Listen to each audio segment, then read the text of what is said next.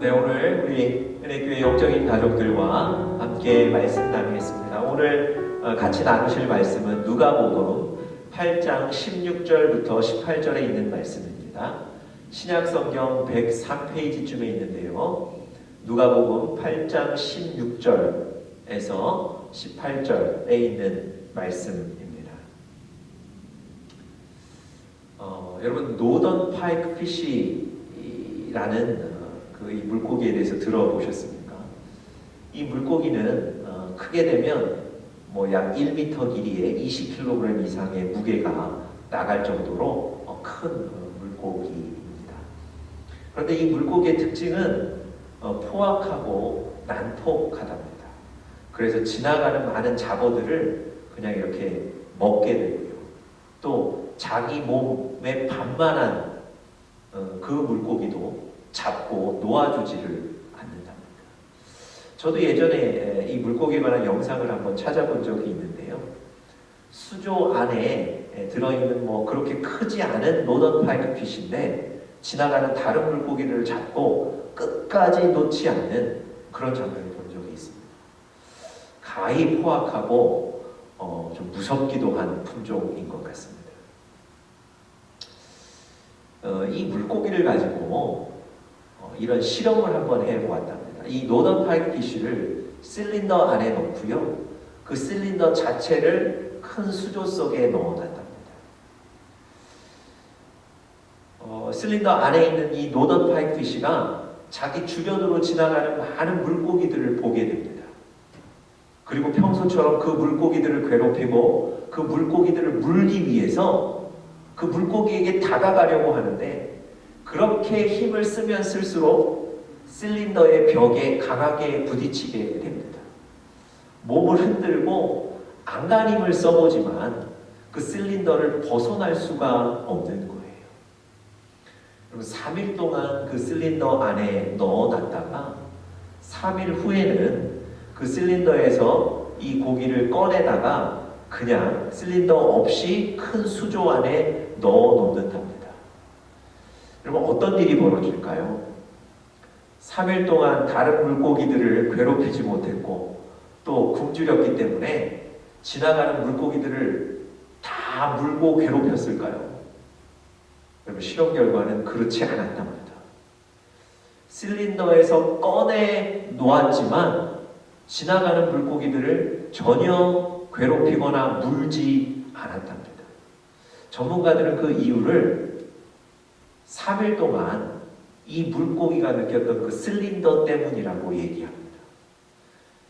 실린더 벽에 계속 부딪혀서 다른 물고기들을 잡을 수가 없었기 때문에 실린더를 벗어났지만 그 실린더라는 그 실린더의 그 기억과 생각 때문에 다른 물고기들을 물지를 않는 겁니다.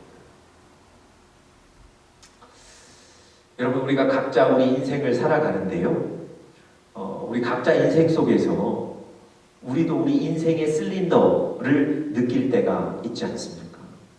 아마 각자 다 인생의 실린더가 있으실 것 같습니다. 여러분, 그 실린더를 벗어나셔야 하는데, 그 실린더를 이기셔야 하는데 어떻게 그게 가능할까요? 여러분, 하나님의 말씀이 여러분 마음 가운데 여러분의 삶을 다스리고 지배한다면 우리 인생의 실린더를 깨고 나가게 될 것입니다. 하나님의 말씀으로 인해서 우리가 우리 인생의 실린더들을 능히 이길 수 있게 될 줄 믿습니다. 하나님께서 예레미야를 선지자로 부르셨습니다. 이 귀한 부르심을 받은 예레미야는 기뻐하지 못하고요. 사실은 두려워하여 그 부르심을 거부했습니다. 나는 어립니다.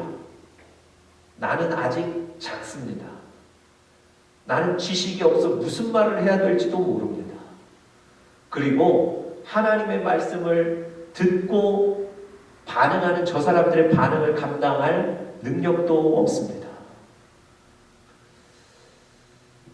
여러분, 이런 조건들이 사실은 예레미야에게 있어서 인생의 실린더, 넘지 못하는 벽이 되는 거죠. 그런데 하나님께서 그 예레미야에게 이렇게 말씀하셨습니다. 내가 너의 입에 네가 해야 될 말을 넣어주겠다.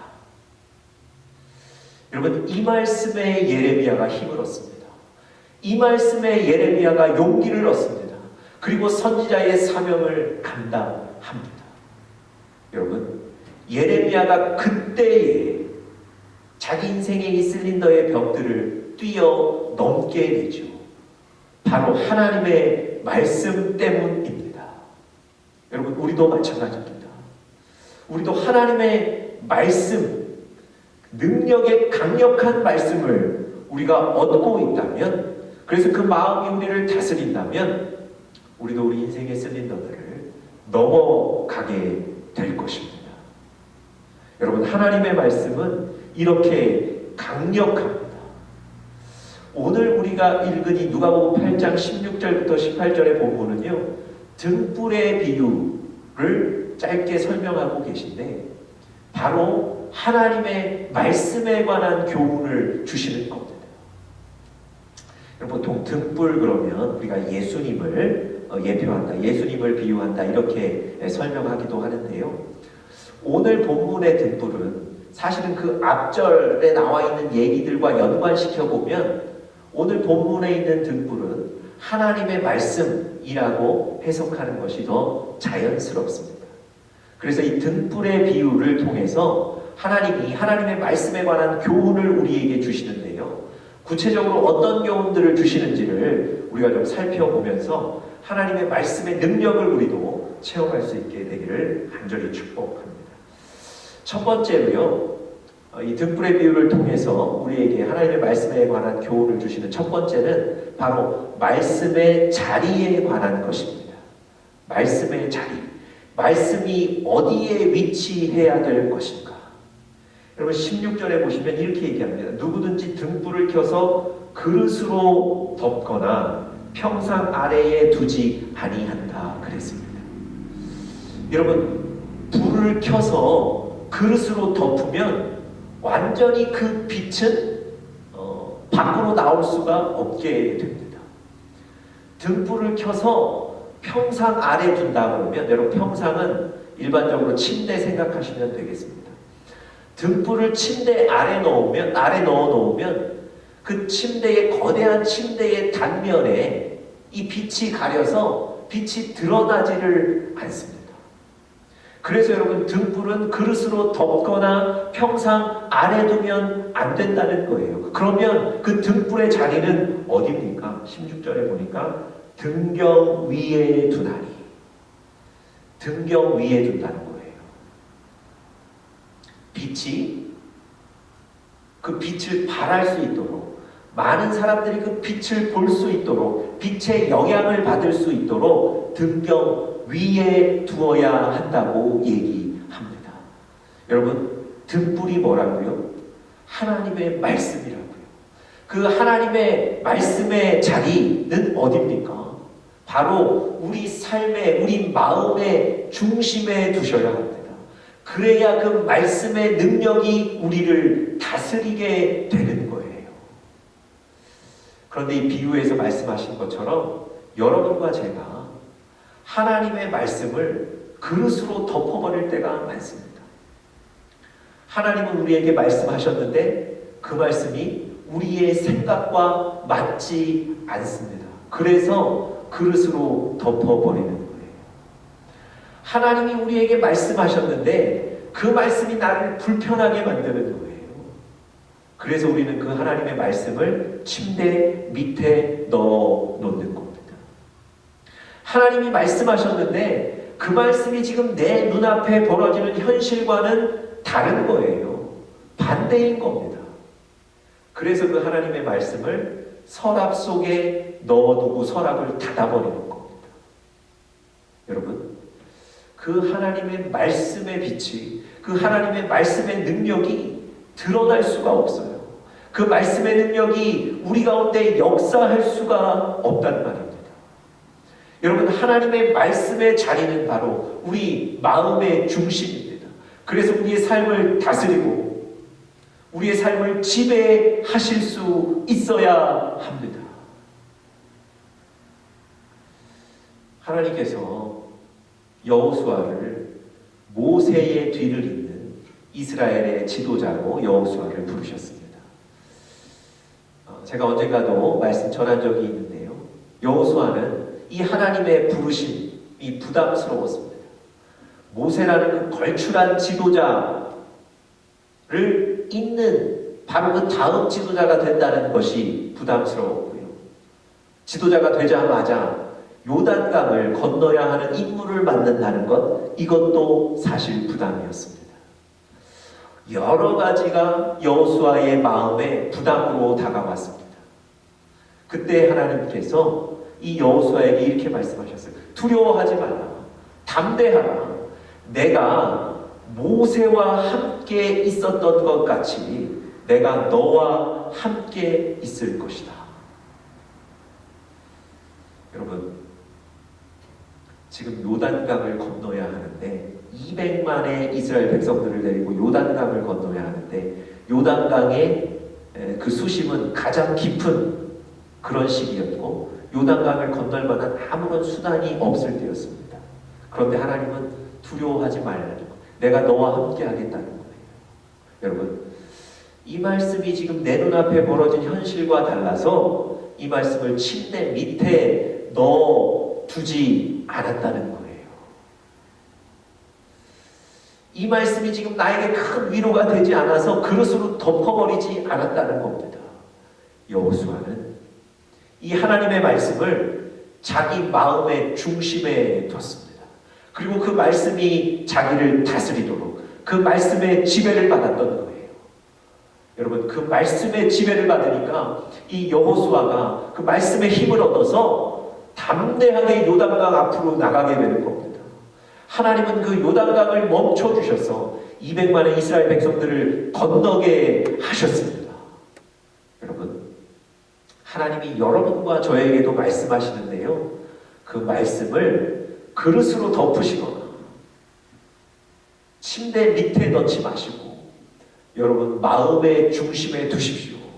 말씀의 다스림을 받으십시오. 그럴 때 말씀의 능력이 여러분 가운데 나타나게 될 줄 믿습니다. 두 번째 이 비유를 통해서, 등불의 비유를 통해서 하나님 말씀에 관한 교훈을 주시는 그 두 번째는요, 말씀의 역할에 관한 것입니다. 첫 번째는 말씀의 자리, 두 번째는 말씀의 역할에 관한 것입니다. 17절 한번 보십시오. 숨은 것이 장차 드러나지 아니할 것이 없고 감추인 것이 장차 알려지고 나타나지 않을 것이 없느니라. 여러분, 이 등불을 삶의 중심, 등경 위에 올려놓게 되면 그 빛이 모든 곳을 다 비추게 된다는 겁니다. 그래서 감추어지지 않고 모든 것이 다 드러나게 된다는 거예요. 여러분, 하나님의 말씀을 우리 삶의 중심에 두게 되면 그 하나님의 말씀의 빛이 우리 자신을 다 비춘다는 거예요. 우리 상황을 다 비춘다는 겁니다. 그래서 내가 누구인지, 내가 어떤 상황에 있는지, 내가 앞으로 어디를 가야 되는지, 내가 어떻게 살아야 되는지 밝히 드러나게 된다는 겁니다. 이게 바로 말씀의 역할입니다. 여러분과 제가 하나님의 말씀을 받고 그 말씀을 우리 삶의 중심에, 마음의 중심에 두기만 한다면 그 말씀이 우리의 앞에 길을 비춰줄 줄 믿습니다. 시편 109편에 보니까 주의 말씀은 내 발에 등이요 내 길에 빛이니이다. 하나님의 말씀을 받으면, 하나님의 말씀만 가지고 있으면 어두운 인생길에 그것이 빛이 되어서 내가 돌부리에 걸려 넘어지지 않게 만드신다는 겁니다. 나를 살려주신다는 거예요. 나를 일으켜주신다는 겁니다. 그리고 바울이 디모데를 에베소 교회의 목회자로 파송합니다. 이 디모데는요, 바울에게 있어서 영적인 정말로 사랑하는 아들입니다. 그런데 이 바울이 그 사랑하는 아들을 에베소라는 지역교회의 목회자로 같이 가는 것도 아니고 디모데 혼자 보내는 겁니다.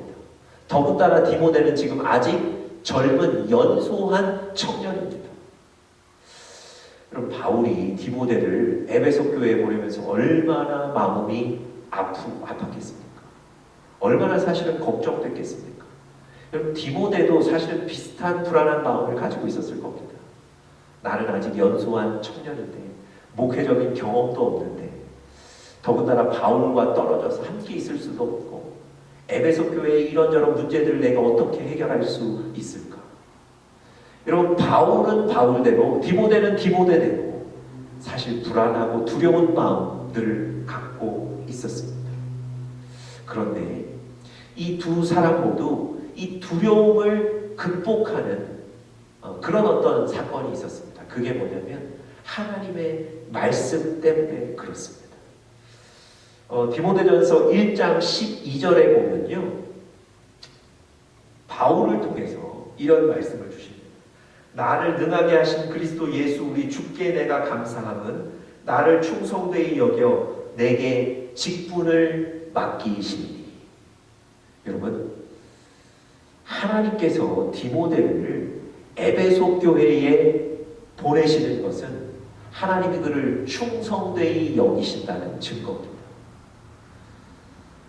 여러분, 인간적인 눈으로 볼 때 디모데가 어리고, 인간적인 눈으로 볼 때 디모데가 경험이 없고, 그렇게 보이지만 하나님은 디모데를 충성된 종으로 평가하셨습니다. 그래서 그에게 그 에베소 지역교회의 목회자의 직분을 맡기신 거예요. 그리고 하나님이 직분을 맡기실 때는 그 일을 감당할 수 있는 능력도 주신다고 분명히 약속하고 계십니다. 여러분, 인간적인 눈으로 볼 때 디모데가 그저 안쓰러운데 하나님은 그를 이미 충성된 종이라고 인정하셨고, 그래서 직분을 맡기셨고, 뿐만 아니라 그 직분을 감당할 수 있는 능력까지도 주셨다는 겁니다.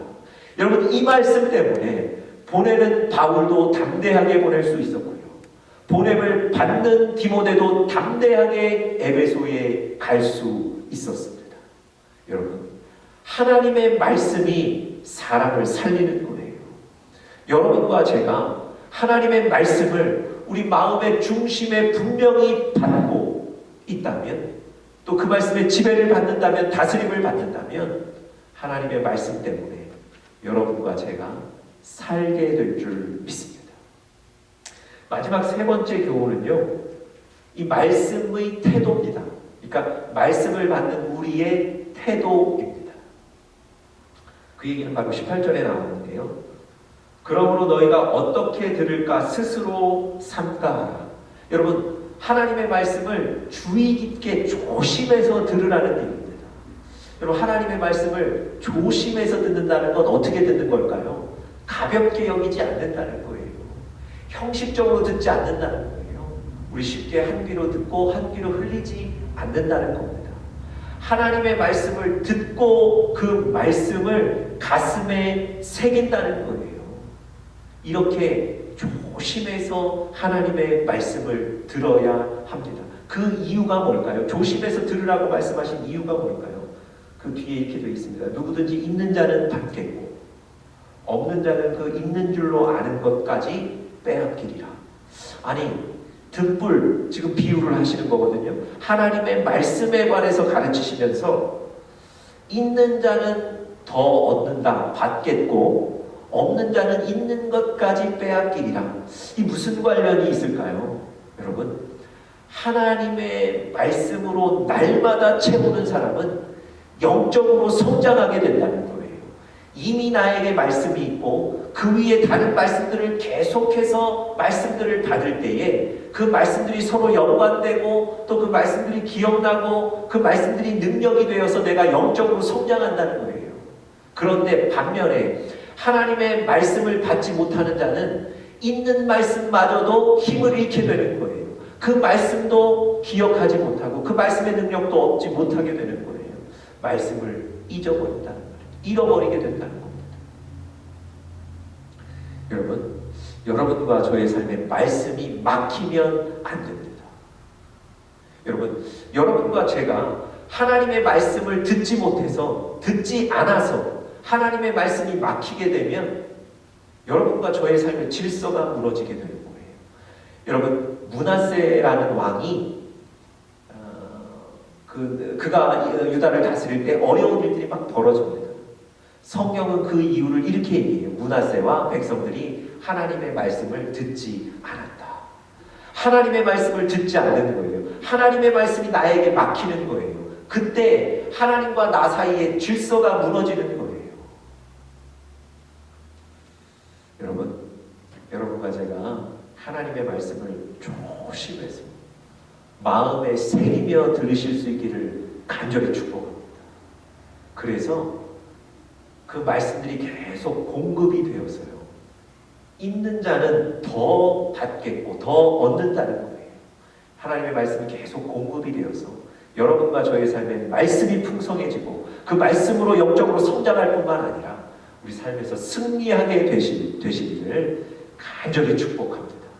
말씀이 막히지 않게 되기를 위하여 기도하는 여러분들과 제가 되실 수 있기를 또한 축복합니다.